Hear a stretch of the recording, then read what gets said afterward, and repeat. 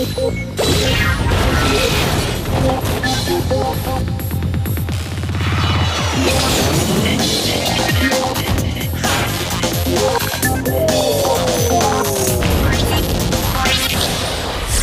le voyez, jeux vidéo et bande dessinée ont toujours fait bon ménage. Comme prévu, on va découvrir tout de suite Astérix et Obélix XXL. On a rendez-vous avec Jean-Marie, le créateur du jeu. Vous me suivez? Salut Jean-Marie. Salut. Tu vas bien? Bien et toi? Bien, très bien. Jean-Marie, c'est le patron de Étrange Libellule. Vous aviez déjà fait les jeux de Kirikou et de la Panthère Rose, c'est ça, ouais. dont on avait parlé à l'époque dans Reset. Alors ça peut surprendre une émission spéciale consacrée à un jeu vidéo tiré de Astérix, parce que généralement, les jeux vidéo d'Astérix, c'est vraiment pas génial. Et là, si on a décidé de faire une spéciale Astérix XXL, c'est parce qu'on a carrément craqué sur ce jeu. Alors qu'est-ce qui fait que ce Astérix est bon alors que les précédents ne l'étaient pas vraiment, quoi? En fait, on a eu une approche dès le départ. Au moment de la conception du jeu, on s'est dit on fait un jeu vidéo avec deux super-héros qui, quand ils prennent de la potion magique, deviennent des furies guerrières. Donc toute la phase de conception en fait s'est axée sur ces points-là, sur les points de gameplay à développer, sur l'action et la maniabilité du personnage, ce genre de choses, quoi. Mais pas du tout sur... on s'est pas dit au départ, on fait Astérix et Obélix, voyons voir ce qu'il y a dans la BD, qu'est-ce qu'il faut faire pour bien respecter chaque planche, etc. Non, on s'est dit on fait un jeu vidéo et après on est revenu en fait vers la BD, vers Astérix et Obélix, quoi. Donc on a eu ce parcours en fait, on a eu cette démarche. On fait d'abord un jeu avec deux super-héros et qui effectivement sont des personnages de BD, mais bon, c'est avant tout un jeu vidéo quand même. Il y a combien de personnes qui ont bossé sur le jeu? Il y a 50 personnes en tout. Tu nous les présentes? Oui, on va y aller. Ouais. On y va? Ouais. C'est à deux pas d'ici, c'est parti.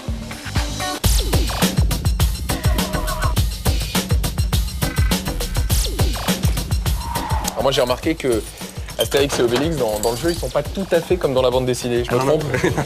Pas tout à fait, oui, effectivement. Alors, en fait, je pense que pour ceux qui connaissent bien les personnages Astérix et Obélix, ils vont les reconnaître, parce que ça reste quand même Astérix et Obélix.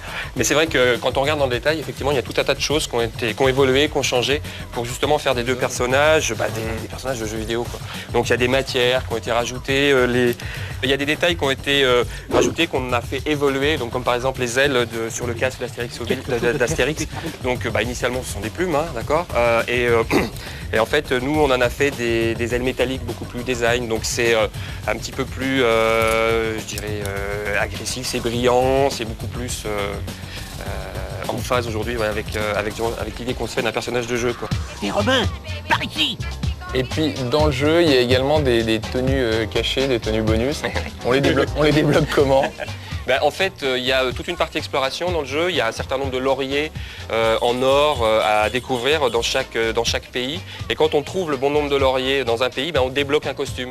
Donc on a des différents costumes. Donc on peut avoir Astérix en légionnaire, en pirate. Oui, alors on a même aussi en maillot de bain. Donc on peut débloquer ce genre de costume.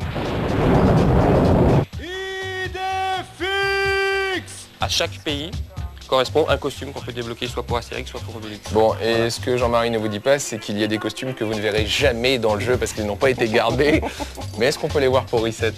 Un petit peu, quelques-uns. Ouais, d'accord, ok. Il y a moyen? Ouais, il y a moyen. Par contre, c'est top secret. Ouais.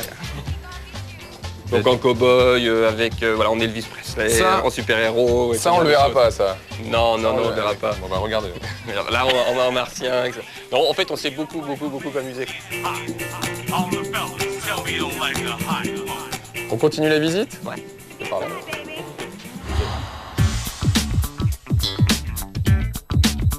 Alors on est maintenant avec Benjamin, ça va Benjamin? Ça va bien. Ouais.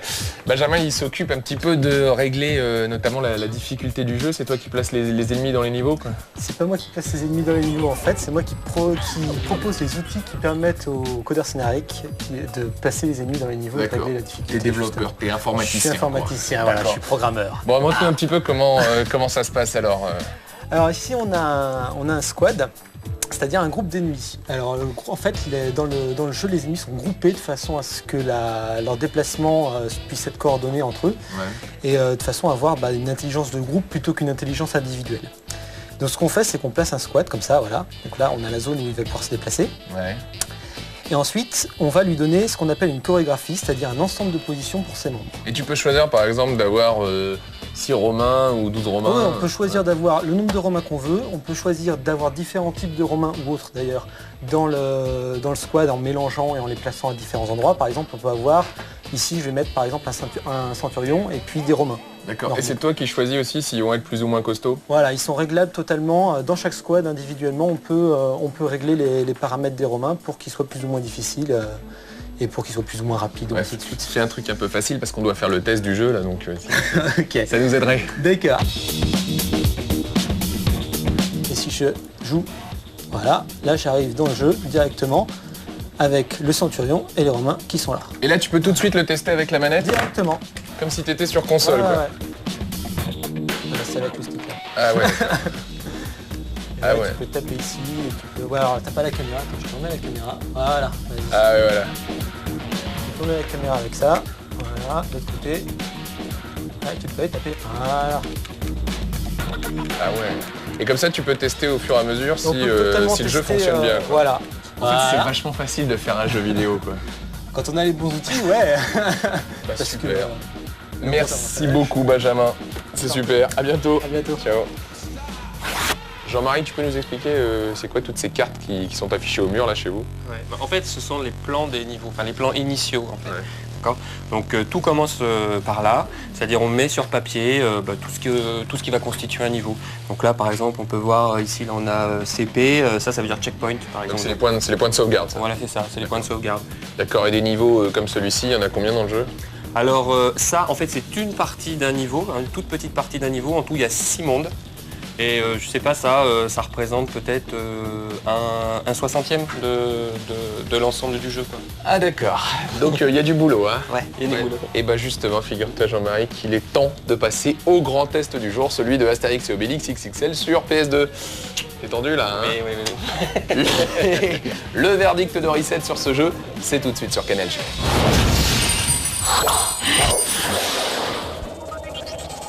Partout à 10, voici le test complet de Reset. Eh ouais, les plus irréductibles des Gaulois débarquent pour distribuer des baffes à ces pauvres Romains sur PlayStation 2 dans Astérix et Obélix XXL, un jeu qui n'a désormais presque plus de secret pour vous. Après plusieurs adaptations plutôt ratées des aventures d'Astérix et Obélix sur console, c'est donc à Étrange Libellule qu'est revenue la délicate mission de changer la formule. À savoir mettre au point un jeu d'action avec juste ce qu'il faut de réflexion et de séquences de plateforme. Autant vous le dire tout de suite, Étrange Libellule a visiblement trouvé la potion magique. Allez, on commence par le scénario. Après une rude journée de chasse aux sangliers, Astérix rentre sans se presser au village, mais notre héros va vite déchanter. Tous ses amis viennent de se faire capturer par les armées de Jules César, qui en a plus qu'assez de subir la dure loi de ces irréductibles Gaulois. Le but de votre mission est donc simple, retrouver vos compagnons. Pour ce faire, vous visiterez la Gaule bien sûr, l'Égypte, la Grèce et évidemment Rome. Pendant les premières minutes, vous ne dirigez qu'Astérix, histoire de vous familiariser avec les commandes. Puis rapidement, Obélix se joint à la fête pour vous aider dans cette aventure qui promet d'être passionnante et riche en action. Même idée fixée de la partie. Les combats tiennent évidemment le haut de l'affiche et de ce côté-là, nos deux héros sont loin d'être des novices. Les claques s'enchaînent par centaines et la prise de potions magiques décuplera vos forces, envoyant vos adversaires à l'autre bout de l'univers. Au cours du périple, vous gagnerez de nouveaux coups spéciaux, comme le marteau-pilon ou encore la très spectaculaire tornade qui fera le ménage chez les ennemis de façon radicale. Avec une prise en main simple et immédiate, ces phases d'action sont vraiment fun à jouer et jamais répétitives. Bon, les bourre-pifs c'est bien, mais faut quand même réfléchir un petit peu de temps en temps. Alors à certains moments clés, vous devrez résoudre de petites énigmes où il faudra allier les compétences de nos deux héros. Visuellement, Astérix et Obélix XXL n'est pas mal du tout, on retrouve bien l'ambiance et l'humour de la bande dessinée. Nos deux héros, en outre, sont parfaitement bien modélisés et bénéficient de nombreuses animations amusantes. Les niveaux sont également à la hauteur, même si certains lieux manquent un petit peu de vie. Obélix, quelque chose de terrible. Allez, il est déjà temps de récapituler ce qu'il faut retenir de cette Astérix et Obélix XXL sur PS2. Premièrement, l'action assure un max et les combats sont bien dans l'esprit BD, grâce notamment aux coups spéciaux. La prise en main ensuite est agréable et c'est un vrai bonheur de diriger nos deux Gaulois préférés. On relève aussi que pour une fois, l'univers d'Astérix est parfaitement respecté et mis en valeur dans un jeu vidéo. Enfin, le jeu est intégralement en français, c'est toujours important, et les doublages de très bonne qualité. Côté négatif, on relève un léger manque de vie dans certains niveaux, ce qui laisse parfois une impression de vide lorsque les combats se terminent. Les caméras en outre posent quelques petits problèmes, elles se placent un peu trop près des persos et on ne voit plus correctement d'où arrivent les ennemis. Enfin, la durée de vie est un peu légère, on voit le bout de l'aventure un peu trop rapidement à notre goût. Au final, Astérix et Obélix XXL sur PS2 est une belle réussite qui plaira assurément aux fans de la BD et aux accros de castagne. Quoi qu'il en soit, voici bel et bien le meilleur jeu mettant en scène les deux Gaulois depuis très longtemps. La note de Reset, c'est 16 sur 20 par Toutatis.